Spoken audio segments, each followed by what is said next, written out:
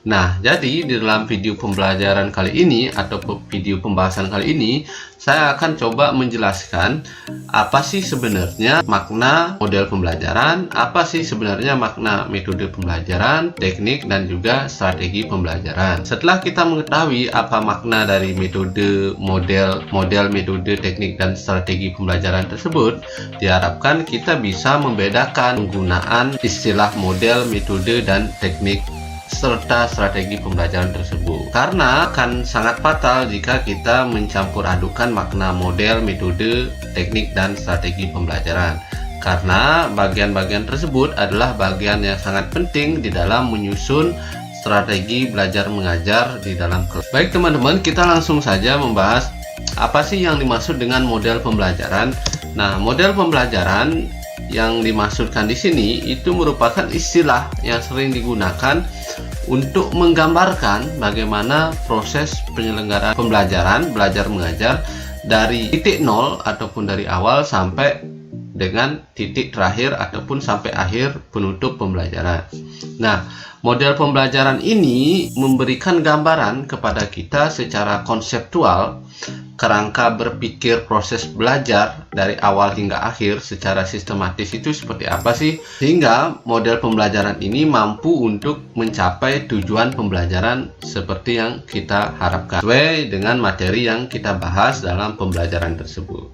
Nah, jadi di sini dapat kita pahami bahwa model pembelajaran ini berfungsi sebagai pedoman bagi seorang guru ataupun tenaga pendidik dalam merencanakan atau menyiapkan gitu ya proses pelaksanaan kegiatan belajar mengajar di dalam kelas. Nah, jadi itu teman-teman yang dimaksud dengan model pembelajaran. Baik, kita langsung lanjut ke berikutnya. Di dalam model pembelajaran ini, di era sekarang ini kita sudah mengenal banyak sekali model pembelajaran. Model pembelajaran konvensional yang pernah kita kenal itu ada namanya model CBSA, yaitu cara belajar siswa aktif. Kemudian seiring perkembangan ilmu pengetahuan itu mulai muncul model-model pembelajaran baru seperti model pembelajaran CTL, model pembelajaran PBL, model pembelajaran PAIKEM, model STM, dan lainnya. Nah, kalau CTL itu adalah model pembelajaran contextual teaching learning, yang artinya bahwa seorang guru berusaha mengkondisikan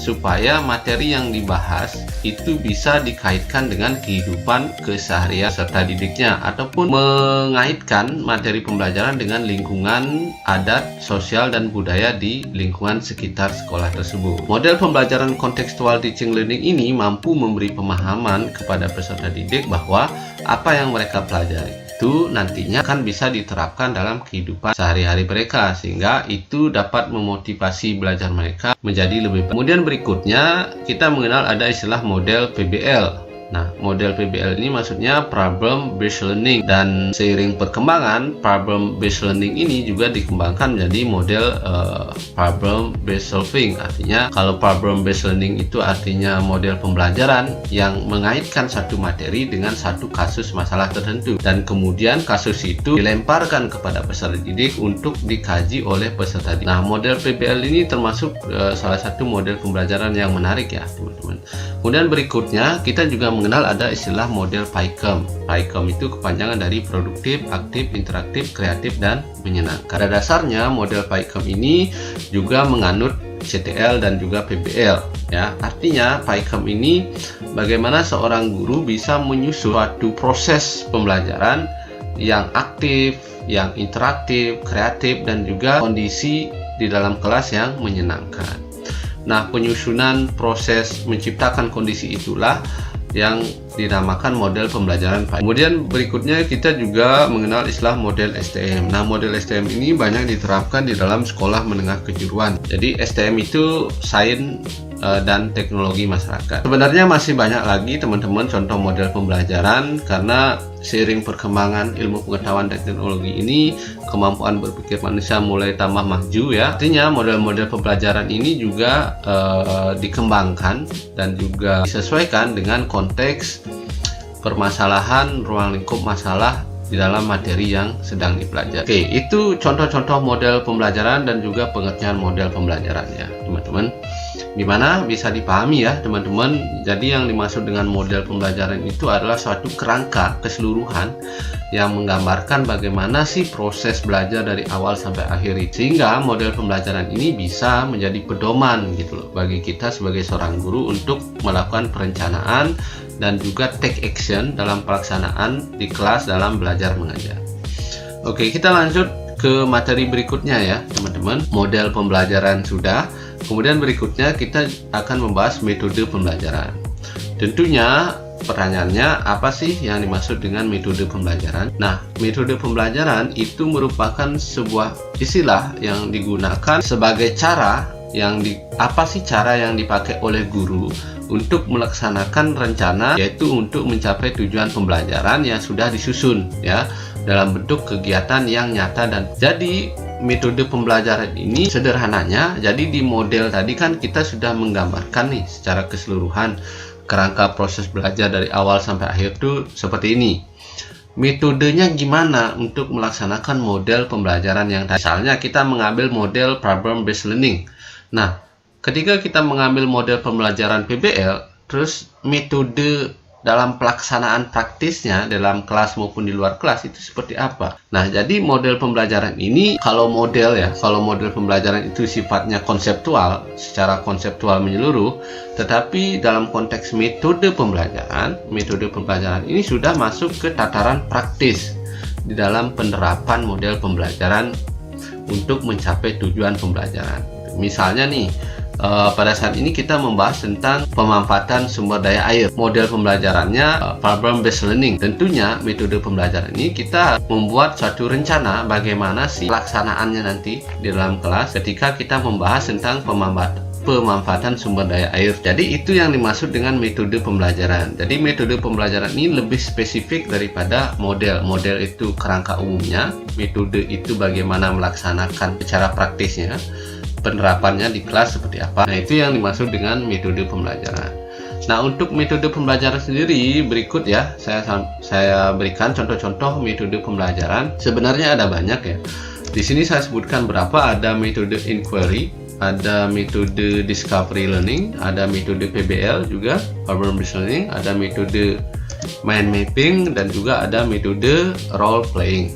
Nah, kalau metode inquiry itu artinya bahwa kita mengkondisikan bagaimana sih metode pembelajaran itu agar peserta didik itu mampu menemukan sendiri gitu. Inquiry, sehingga peserta didik merasa, saya menemukan sesuatu nih. Inquiry ini kurang lebih mirip juga dengan metode discovery learning, di mana dalam pembelajaran ini kita mengajak peserta didik untuk menemukan sesuatu dalam materi pembelajaran. Kemudian metode PBL tadi sudah saya jelaskan, problem based learning artinya belajar berdasarkan atas masalah atau studi kasus. Kemudian berikutnya ada metode mind mapping. Nah, metode mind mapping ini adalah salah satu metode yang menarik dan sangat cocok ya diterapkan untuk beberapa mata pelajaran yang sifatnya banyak teoritisnya dan juga konten materinya perlu dipetakan sehingga mempermudah pemahaman peserta didik dalam memahami suatu materi secara utuh dan komprehensif. Contoh misalnya kita belajar tentang bagaimana proses perumusan dasar negara Pancasila. Nah, melalui metode mind mapping atau pemetaan pikiran atau konsep ini, kita bisa membuat pointer-pointer dari bagaimana sih proses dari tahun ke tahun, proses penyusunan Pancasila sebagai dasar negara itu, apa sih yang terjadi dalam proses itu. Nah, dengan metode mind mapping ini akan memudahkan peserta didik untuk menyerap materi secara menyeluruh. Kemudian berikutnya ada juga metode role playing. Nah, metode role playing ini adalah metode yang cocok diterapkan ketika kita sebagai seorang guru merasa kayaknya peserta didik agak jenuh nih dengan model-model metode pembelajaran yang saya terapkan sebelumnya. Nah, bisa saja kita mencoba metode role playing. Artinya role playing ini bermain, metode game. Atau misalnya kita menyiapkan kertas yang sudah kita tulis, kemudian kita lipat-lipat, kemudian kita taruh di dalam botol, gitu ya. Kemudian meminta siswa untuk mengambil, kalau dapat tanda apa itu artinya pertanyaan, atau tanda bintang dan lain sebagainya, itu bisa ditukar dengan apa gitu ya. Itu role playing ya. dan itu membuat suasana belajar menjadi tidak jenuh. Nah, itu yang dimaksud dengan metode pembelajaran, teman-teman. Jadi metode pembelajaran ini dapat disimpulkan artinya bahwa dia lebih spesifik dibandingkan model. Kalau model itu keseluruhannya, metode itu bagaimana pelaksanaan dalam penerapan. Oke, gitu ya, paham ya teman-teman. Kita langsung lanjut ke pembahasan berikutnya ya teman-teman.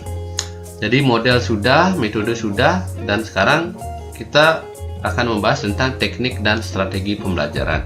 Nah, apa sih yang dimaksud dengan teknik dan strategi pembelajaran? Teknik pembelajaran gitu ya, itu dapat diartikan sebagai suatu cara yang spesifik yang dilakukan di dalam menerapkan satu metode pembelajaran. Nah, jadi metode tadi kan kita sudah menyusun rencana nih. Oh, nanti pelaksanaan di kelasnya seperti ini. Terus teknik, gimana sih metode tadi itu bisa diterapkan dalam kelas gitu. Misalnya kita ngambil metode discovery. Nah, bagaimana cara agar metode ini bisa diterapkan dalam kelas? Itu yang dimaksud dengan teknik. Kemudian strategi pembelajaran ini kurang lebih hampir sama dengan teknik, tetapi strategi pembelajaran ini lebih mendalam daripada teknik. Kalau teknik itu bagaimana caranya untuk melakukan metode pembelajaran. Kalau strategi ini bagaimana teknik itu bisa kita lakukan agar proses pembelajaran bisa berjalan dengan maksimal. Contoh, apakah nanti dalam metode pembelajaran yang kita terapkan itu perlu pertanyaan kunci? Apakah kita perlu strategi belajar berkelompok? Apakah nanti belajarnya individu atau berpusat pada murid, atau student learning center gitu, atau student center learning ya, maaf, artinya pembelajaran berpusat pada murid atau bagaimana. Nah, itu strategi dari teknik pembelajaran. Nah, jadi teknik dan strategi pembelajaran ini dia lebih spesifik mengarah kepada bagaimana metode yang kita rencanakan itu bisa kita laksanakan dengan baik di dalam kelas gitu. Artinya teknik dan strategi pembelajaran ini benar-benar masuk ke dalam proses persiapan, baik itu media, bahan, ya, pertanyaan kunci, pertanyaan turunan, gambar, ataupun media lainnya, gitu ya. Nah, contoh teknik dan strategi pembelajaran yang bisa diterapkan itu ada question probing, artinya probing ya, question probing artinya pertanyaan kunci dan turunan, artinya kita memprobing pertanyaan kepada peserta didik, kita menggali pertanyaan kepada peserta didik.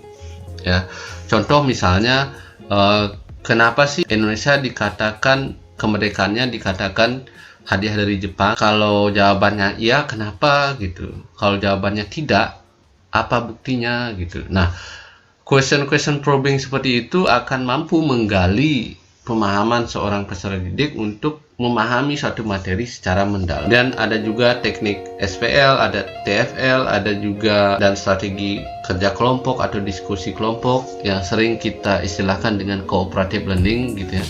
Kemudian ada juga tugas individu, gerakan, tanda, warna, dan lain sebagainya.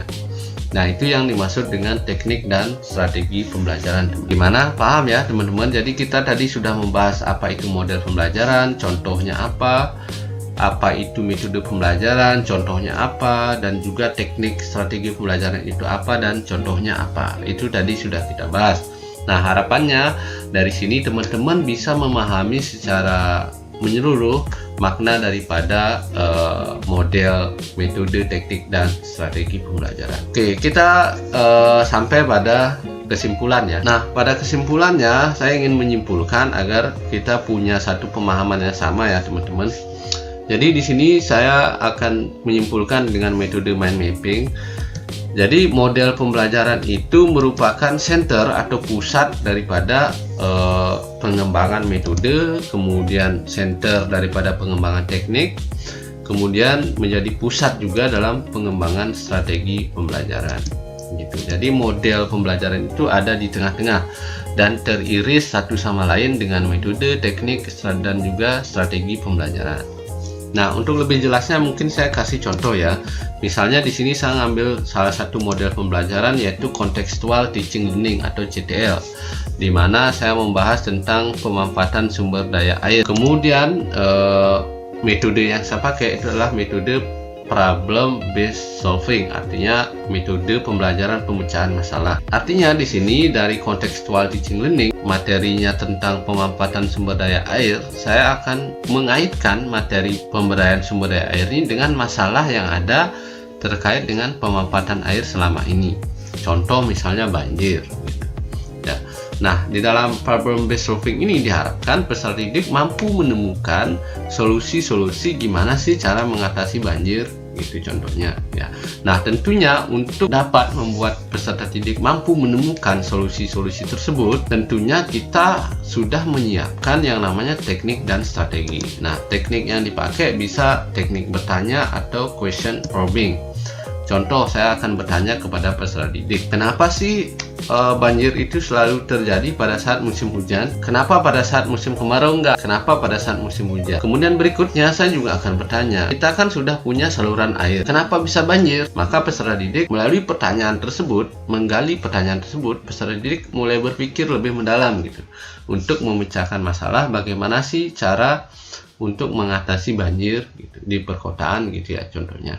Nah, teknik itu juga dilaksanakan melalui strategi belajar. Strateginya bisa melalui pembelajaran kelompok atau sering kita kenal dengan istilah cooperative learning dengan metode presentasi. Artinya nanti setelah mereka berkelompok mengkaji, mempelajari ya, kenapa sih di wilayah ini sering terjadi banjir gitu.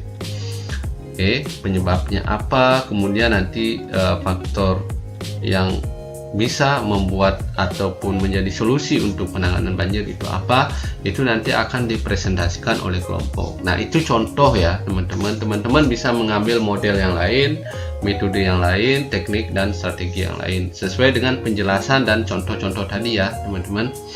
Nah, jadi itu kesimpulannya teman-teman. Semoga video pembahasan kali ini bisa memberikan pengetahuan kepada teman-teman tentang apa sih itu metode pembelajaran, apa sih model, apa sih teknik, apa sih strategi pembelajaran. Nah, sehingga terutama bagi teman-teman para tenaga pendidik atau pengajar, teman-teman bisa menyiapkan perencanaan dan juga menyiapkan teknik strategi dalam pelaksanaan pembelajaran di dalam kelas, sehingga output ataupun keluaran daripada proses pembelajaran itu dapat maksimal sesuai dengan tujuan pembelajaran yang ingin dicapai.